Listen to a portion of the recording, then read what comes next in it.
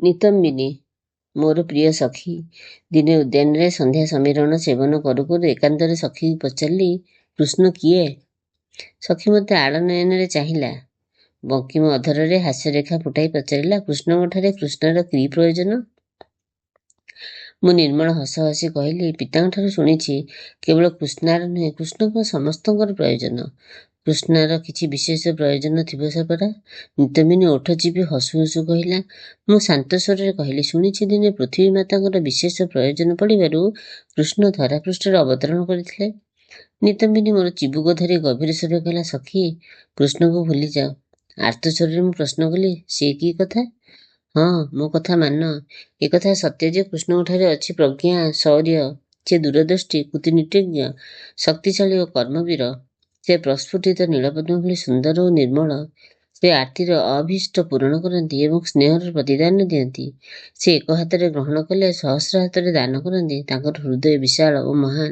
ସେ ଅଦ୍ୱିତୀୟ ବୀର ଏବଂ ପରମ ପୁରୁଷ।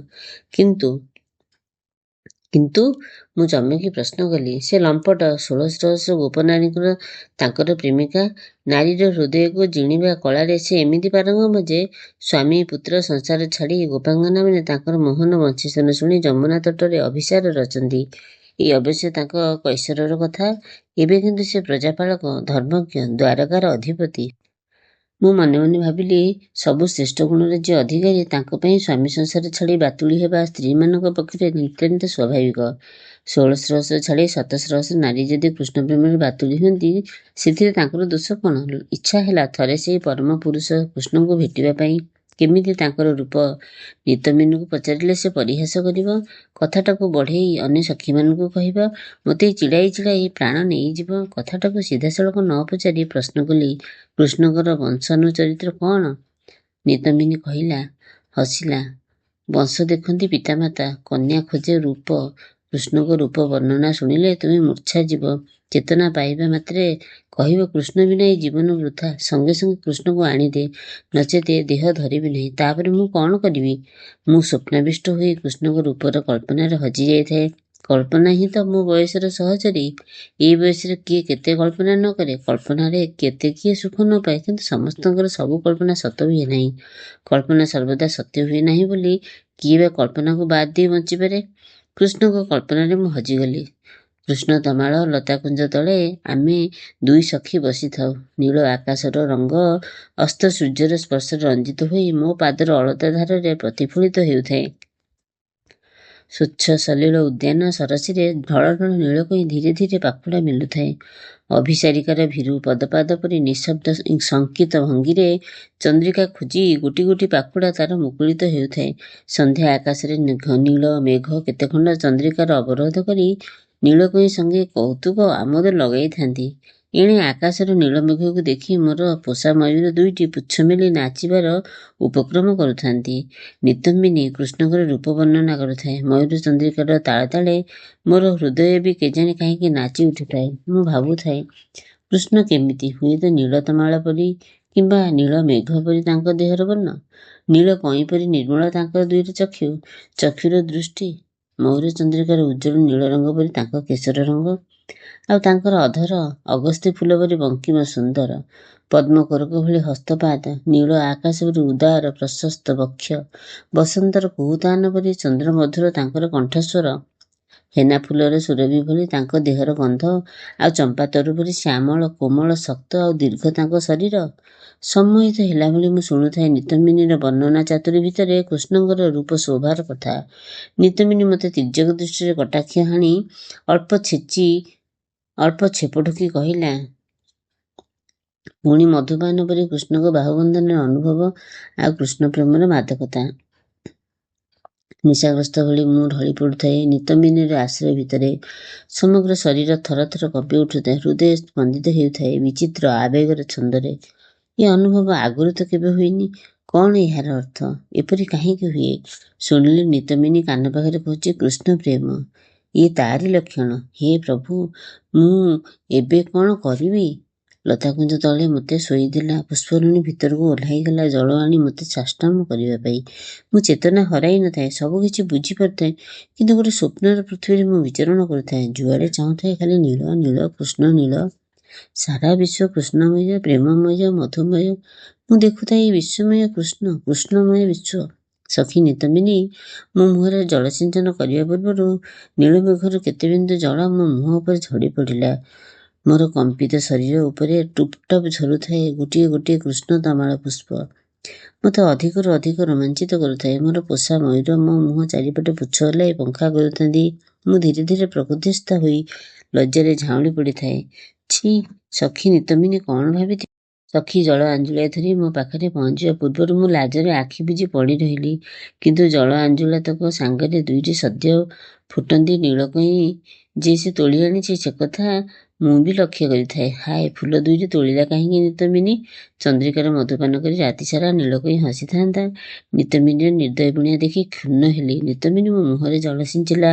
ମୁଁ ଏଥର ଉଠି ବସିବାରେ କିଛି ବାଧା ନାହିଁ, କିନ୍ତୁ ଜାଣି ଜାଣି ମୁଁ ଉଠିଲି ନାହିଁ, ଆଖି ଖୋଲିଲି ନାହିଁ। ପ୍ରଥମ କାରଣ ଲଜ୍ଜା, ଦ୍ୱିତୀୟ କାରଣ ନୀଳକଇଁ ତୋଳିଥିବାରୁ ନିତମ୍ବିନୀ ଉପରେ ବିରକ୍ତି। ନିତମ୍ବିନୀ ନୀଳକଇଁର ପାଖୁଡ଼ାକୁ ଧୀରେ ଧୀରେ ମୋ ମୁହଁ ପାଖରେ ଛୁଆଁଇ ଆଣିଲା। ଓଠ ଚିପି ଗଳାକୁ ମିଠା କରି ମୋ କାନ ପାଖରେ ଆସ୍ତେ କହିଲା, ମୁଁ ଜାଣେ କୃଷ୍ଣଙ୍କ ସଞ୍ଜୀବନୀ ସ୍ପର୍ଶ ବିନା ଏ ରୋଗର ଉପଶମ ନାହିଁ। କିନ୍ତୁ ସଖୀ, ଦ୍ୱାରିକା ନିବାସୀ ଗୋବିନ୍ଦଙ୍କୁ ସଙ୍ଗେ ସଙ୍ଗେ କେଉଁଠୁ ପାଇବି? ତେଣୁ କୃଷ୍ଣ ନାମ ସ୍ମରି ଏ ନୀଳକଇଁ ଦୁଇଟି ତମ ହୃଦୟ ଦେଶରେ ସ୍ଥାପନ କରୁଛି। ଏତିକିରେ ବର୍ତ୍ତମାନ ପାଇଁ ସୁସ୍ଥ ହୋଇ ନ ଉଠିଲେ ପିତା ଦ୍ରୁପଦ ରାଜବୈଦ୍ୟଙ୍କୁ ଧରି ଉଦ୍ୟାନରେ ପହଞ୍ଚିଯିବେ। ନୀଳଝଞ୍ଜା ଖବର ଦେଇ ଉଆସକୁ ଯାଇଛି। ମହାରାଜାଙ୍କୁ ରୋଗର କାରଣ ସମ୍ପର୍କରେ କ'ଣ କହିବି? ଏତିକି କହି ନିତମ୍ବିନୀ ନୀଳକଇଁ ଦୁଇଟିକୁ ମୋର ବକ୍ଷ ଦେଖରେ ରଖିଦେଲା। ମୁଁ ଫୁଲ ଦୁଇଟିକୁ ନିବିଡ଼ ଭାବରେ ବକ୍ଷରେ ଜଡ଼ାଇ ଧରି କହିଲା, ଆହା, କାହିଁକି ଫୁଲ ଦୁଇଟି ତୋଳିଦେଲ? ଫୁଲ ଦୁଇଟିକୁ କୋମଳ ଭାବରେ ଧରି ମୁଁ ଉଠି ପଡ଼ିଲି। ନିତମ୍ବିନୀ ମଧ୍ୟ ଧଡ଼ପଡ଼ ହୋଇ ଉଠି ପଡ଼ିଲା। ଆସ୍ତେ କହିଲା, ମହାରାଜ ଆସୁଛନ୍ତି। ତାଙ୍କ ପଛରେ ସେ ପୁଣି କିଏ? ମୁଁ ବୁଝିପାରିଲି ନୀଳାଞ୍ଜନାର ଏତକ କାଣ୍ଡ। ମୋ ଅସୁସ୍ଥତା ଖବର ସେ ପିତାଙ୍କୁ ଦେଇଛି ଓ ରାଜବୈଦ୍ୟଙ୍କୁ ଧରି ପିତା ସଙ୍ଗେ ସଙ୍ଗେ ଆସିଛନ୍ତି। ମୋର ସାମାନ୍ୟ କଷ୍ଟ ପିତା ସହିପାରନ୍ତି ନାହିଁ। ଏବେ କ'ଣ କରିବି? କୃଷ୍ଣଙ୍କ ରୂପ ବର୍ଣ୍ଣନା ଶୁଣୁ ଶୁଣୁ ମୁଁ ମୂର୍ଚ୍ଛା ଗଲି ବୋଲି ଯଦି ନିତମ୍ବିନୀ କହିଦିଏ, ମୁଁ ପିତାଙ୍କୁ ମୁହଁ ଦେଖେଇବି କେମିତି? ଲାଜରେ ତଳକୁ ମୁହଁ ପୋତି ମୁଁ ବସିଥାଏ। ନୀଳାଞ୍ଜନା ଉପରେ ରାଗୁଥାଏ। ଏଇ ସାମାନ୍ୟ କଥାଟାକୁ ପିତାଙ୍କୁ ଜଣାଇବାର କି ଆବଶ୍ୟକତା ବା ଥିଲା? ମୁଁ ବିରକ୍ତ ହେଲି ମନେ ମନେ। ଔଷଧ ପ୍ରତି ମୋର ଘୋର ବିତୃଷ୍ଣା, ତା ସଙ୍ଗେ ସଙ୍ଗେ ରାଜବୈଦ୍ୟଙ୍କ ପ୍ରତି ମଧ୍ୟ। ତେଣୁ ରୋଗଶଯ୍ୟାରେ ରାଜବୈଦ୍ୟଙ୍କୁ ଦେଖିବା ମାତ୍ରେ ମୁଁ ଚିଡ଼ି ଉଠେ। ବହୁ କଷ୍ଟରେ ମୋତେ ଔଷଧ ଖୁଆଇବା ପାଇଁ ହୁଏ।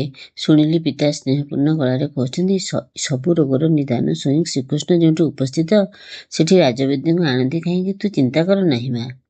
ହେନା ଫୁଲର ବାସ୍ନାରେ ସାରା ବଗିଚା ମହକି ଉଠିଲା। ଝଲକାଏ ପବନ କେଜାଣି କାହିଁକି ଉତୁଳା ହୋଇ କୃଷ୍ଣ ତମାଳ ଫୁଲ କେତେଟା ମୋ ଉପରେ ଝରାଇ ଦେଇ ବହିଗଲା। ସେ ପବନରେ ମୟୂର ଚନ୍ଦ୍ରିକାଟି କେଉଁଠାରୁ ଉଡ଼ି ଆସି ମୋ କୋଳରେ ପଡ଼ିଲା। ମୋର ସାରା ଶରୀର ରୋମାଞ୍ଚିତ ହେଲା। କେଉଁଠୁ ଆସିଲା ଏ ମୟୂର ଚନ୍ଦ୍ରିକା? ଏ ମୟୂର ଦୁଇଟି ତ ବହୁ ବେଳ ହେଲା ଚାଲିଗଲେଣି। ପିତା ସ୍ନେହପୂର୍ଣ୍ଣ ଗଳାରେ କହିଲେ, କୃଷ୍ଣଙ୍କର ଆଶୀର୍ବାଦ ଗ୍ରହଣ କର ମା। ତୁ ଯେ ପରମ ସୌଭାଗ୍ୟବତୀ ହେବାକୁ ଯାଉଛୁ, ଏହା ହିଁ ତୋର ନମୁନା। ମୟୂର ଚନ୍ଦ୍ରିକାଟାକୁ ସ୍ପର୍ଶ କଲେ କାଳେ ଆଉ ଥରେ ମୂର୍ଚ୍ଛା ଯିବି, ସେହି ଭୟରେ ମୁଁ ତାକୁ ଉଠାଇ ନେଲି ନାହିଁ। ନିତମ୍ବିନୀ ମୋର ମନ କଥା ବୁଝିପାରେ। ସେ ଚନ୍ଦ୍ରିକାଟାକୁ ଅତି ଯତ୍ନରେ ତୋଳି ନେଇ କହିଲା, ତମ କବିତା ବହି ଭିତରେ ରଖିଦେବି? ଛି, ନିତମ୍ବିନୀର କାଣ୍ଡଜ୍ଞାନ ନାହିଁ। ମୁଁ ଯେ କବିତା ଲେଖେ ସେ କଥା କ'ଣ କୃଷ୍ଣଙ୍କର ଜାଣିବା ଉଚିତ? ଯାହାଙ୍କ ପଦରଣରେ ବିଶ୍ୱ କାବ୍ୟମୟ ହୁଏ, ମୋର କବିତା ଲେଖା ଶୁଣି ସେ କ'ଣ ଭାବିବେ? ତା ଛଡ଼ା ପିତା ମଧ୍ୟ କ'ଣ ଭାବିବେ? ଶୁଣିଲି ପିତା ସ୍ନେହପୂର୍ଣ୍ଣ କଣ୍ଠରେ କହୁଛନ୍ତି, କୃଷ୍ଣଙ୍କର ପଦବନ୍ଦନା କର ମା। ଏଇ ମାତ୍ର ଦ୍ୱାରିକାରୁ ଆସି ପହଞ୍ଚିଛନ୍ତି। ତୋର ଅସୁସ୍ଥତା ସମ୍ବାଦ ପାଇ ମୋ ସଙ୍ଗେ ଉଦ୍ୟାନକୁ ଚାଲି ଆସିଲେ। ମୋ ହାତରେ ଦୁଇଟି ସୁନ୍ଦର ସତେଜ ନୀଳକଇଁ, ମୋ ଆଖି ଆଗରେ ପିତାଙ୍କ ପାଦ ପାଖରେ ଦୁଇଟି ନୀଳକମଳ ଗୋରଖିତ ପାଦପଦ୍ମ। ମୁଁ କିବା ଛାର, ବିଶ୍ୱର ଶ୍ରେଷ୍ଠ କାବ୍ୟକାର ମଧ୍ୟ ସେ ପାଦ ଦୁଇଟିର ବର୍ଣ୍ଣନା କରିପାରିବେ ନାହିଁ। ଏଇ ପାଦ ଦୁଇଟିରେ କି ସମ୍ମୋହନ ଶକ୍ତି ଥିଲା ବା କେଜାଣି? ମୁଁ ଯନ୍ତ୍ରଚାଳିତ ଭଳି ନୀଳକଇଁ ଦୁଇଟିକୁ ସେଇ ପାଦ ପାଖରେ ଥୋଇଦେଇ ଅଶ୍ରୁ ଜଳରେ ସେ ପାଦକୁ ଧୋଇଦେଲି। ପ୍ରଥମ ଦେଖାରେ କୃଷ୍ଣଙ୍କ ପାଦ ଦୁଇଟିକୁ ହିଁ ମୁଁ ଦର୍ଶନ କଲି। ପିତାଙ୍କ ସଙ୍ଗେ କୃଷ୍ଣ ଉଆସକୁ ଫେରି ଯାଇଥିଲେ। ସେ ଅଦୃଶ୍ୟ ହେବା ପର୍ଯ୍ୟନ୍ତ ମୁଁ ଧ୍ୟାନମଗ୍ନ ହୋଇ ବସିଥାଏ, ଆଖି ତୋଳି ଚାହିଁ ନଥାଏ। ନିତମ୍ବିନୀ ମୋତେ ହଲାଇ ଦେଇ କହିଲା, ସଖୀ, ଏ କ'ଣ କଲ? ବକ୍ଷ ଦେଶରେ ସ୍ଥାନ ଦେଇଥିବା ନୀଳକଇଁଙ୍କୁ କୃଷ୍ଣଙ୍କ ପାଦ ତଳେ ଅର୍ଘ୍ୟ ଦେଇଦେଲ। ଏବେ କ'ଣ କରିବ? ମୁଁ ବିହ୍ୱଳ ହୋଇ କହିଲି, କହନି ତମିନି, ଏବେ କ'ଣ କରିବି? ସାରା ରାତି ସେଇ ପାଦ ଦୁଇଟିର ବର୍ଣ୍ଣନା କରି ମୁଁ କବିତା ଲେଖିଲି। ତେବେ ମଧ୍ୟ ମନ ବୁଝିଲା ନାହିଁ। ଭାବିଲେ, ଯାହାର ପାଦ ଦୁଇଟିର ବର୍ଣ୍ଣନା ମୋ ଶକ୍ତିର ବାହାରେ, ତାର ମୁଖ, ଆଖି, ଅଧର, ବ୍ୟକ୍ତିତ୍ୱର ବର୍ଣ୍ଣନା କରି କି କବିତା ମୁଁ ଲେଖିବି? ଯଦି ବି ଲେଖିପାରିବି ନାହିଁ, ତେବେ କାହିଁକି ଆଉ କବିତା ଲେଖିବି? ସମସ୍ତଙ୍କ ମନ ଭିତରେ କବିତା ଥାଏ, କେହି ଲେଖେ, କେହି ଲେଖେ ନାହିଁ। ମୁଁ କିନ୍ତୁ ଲେଖେ। ଯେତେବେଳେ ଯେଉଁ ଭାବନା ମନରୁ ଆସେ, ମୁଁ ତାକୁ କବିତାର ରୂପ ଦିଏ। ମୋର ଉପଯୁକ୍ତ ଶିକ୍ଷା ପାଇଁ ପିତା ସମସ୍ତ ବ୍ୟବସ୍ଥା କରିଥିଲେ। ମୁଁ ଯେ ବିଦୁଷୀ ଓ ଜ୍ଞାନ ପିପାସୀ, ଏକଥା ମୋର ଶିକ୍ଷାଗୁରୁମାନେ ପିତାଙ୍କୁ କହନ୍ତି। ଖୁବ୍ ଶୀଘ୍ର ମୁଁ ଅନେକ ଶାସ୍ତ୍ର ପଢ଼ି ଆୟତ୍ତ କରି ନେଇଥିଲି। ଗଣିତ ଶାସ୍ତ୍ର, ଗୃହ ବିଜ୍ଞାନ, ଚିତ୍ରାଙ୍କନ, ରନ୍ଧନ, ପୁଷ୍ପସଜ୍ଜା, ଅତିଥି ସତ୍କାର ଇତ୍ୟାଦି ସମସ୍ତ ବିଦ୍ୟାରେ ମୁଁ ନିପୁଣା ଥିଲେ। ପ୍ରତ୍ୟେକ ବିଭାଗ ଶିକ୍ଷା ଦେବା ପାଇଁ ପିତା ଭିନ୍ନ ଭିନ୍ନ ଗୁରୁଙ୍କୁ ନିଯୁକ୍ତି ଦେଇଥିଲେ। ମାତ୍ର କବିତା ଲେଖା ଶିକ୍ଷା ଦେବା ପାଇଁ କୌଣସି ଗୁରୁ ନିଯୁକ୍ତି ପାଇନଥିଲେ। କବିତା ଲେଖିବା ହିଁ ମୋର ମନ ହିଁ ମୋତେ ପ୍ରେରଣା ଦେଇଥିଲା। ମୋର କଳ୍ପନା ହିଁ ମୋତେ କବିତା ଲେଖା ଶିଖାଇଥିଲା। ତେଣୁ ସେ ବିଦ୍ୟାଟି ମୋର ନିଜସ୍ୱ କଳା। ପିତା ସେ କଥା ଜାଣିବେ କେମିତି? ଆମ ଘରେ ଅନେକ ସମୟରେ ଶାସ୍ତ୍ର ଆଲୋଚନା ହୁଏ। କାବ୍ୟ କବିତାର ଆସର ବସେ। ବହୁ ପଣ୍ଡିତ, କବି, ବିଦ୍ୱାନ ମଣ୍ଡଳୀ ପିତାଙ୍କ ନିମନ୍ତ୍ରଣରେ ଆଲୋଚନା ଚକ୍ରରେ ଭାଗ ନିଅନ୍ତି। ଏସବୁ ହୁଏ କେବଳ ମୋରି ପାଇଁ। କାରଣ ପିତା ଜାଣନ୍ତି, ନୃତ୍ୟ, ଗୀତ, ଆମୋଦ ପ୍ରମୋଦ ଅପେକ୍ଷା ଏସବୁ ମୋତେ ବେଶୀ ଭଲ ଲାଗେ। ମୁଁ ମଧ୍ୟ ସବୁ ଆଲୋଚନାରେ ଭାଗ ନିଏ। ପଣ୍ଡିତମାନଙ୍କ ଦ୍ୱାରା ମୋର ଅନେକ ସନ୍ଦେହ ଦୂର କରାଇ ନିଏ। ମୋର ଜ୍ଞାନ ପିପାସା ମେଣ୍ଟାଇ ଦେବାକୁ ଚେଷ୍ଟା କରେ। ମାତ୍ର ଅନନ୍ତ ମୋର ଜ୍ଞାନ ପିପାସା, ତାର ଶେଷ ନାହିଁ। ଥରେ ବେଦବ୍ୟାସ କୃଷ୍ଣଦ୍ୱୈପାୟନଠାରୁ ଶାସ୍ତ୍ର ଆଲୋଚନା ଶୁଣୁ ଶୁଣୁ ମୁଁ ଏତେ ବିହ୍ୱଳ ହୋଇଗଲି ଯେ ପ୍ରଶ୍ନ କଲି, ମହାଶୟ, ସାରା ସୃଷ୍ଟିର ଯେତେ ଯାହା ଶାସ୍ତ୍ର ଗ୍ରନ୍ଥ ଜ୍ଞାନ ଅଛି, ତାକୁ ଆୟତ୍ତ କରିବା ପାଇଁ ସମଗ୍ର ଜୀବନ ଯଦି ଯଥେଷ୍ଟ ନୁହେଁ, ତେବେ ମୁଁ କି ଉପାୟ କରିବି? ବେଦବ୍ୟାସ ହସି ହସି କହିଲେ, ତୁମ ନାମ କୃଷ୍ଣା ନ ହୋଇ ତୃଷ୍ଣା ହୋଇଥିଲେ ଭଲ ହୋଇଥାନ୍ତା।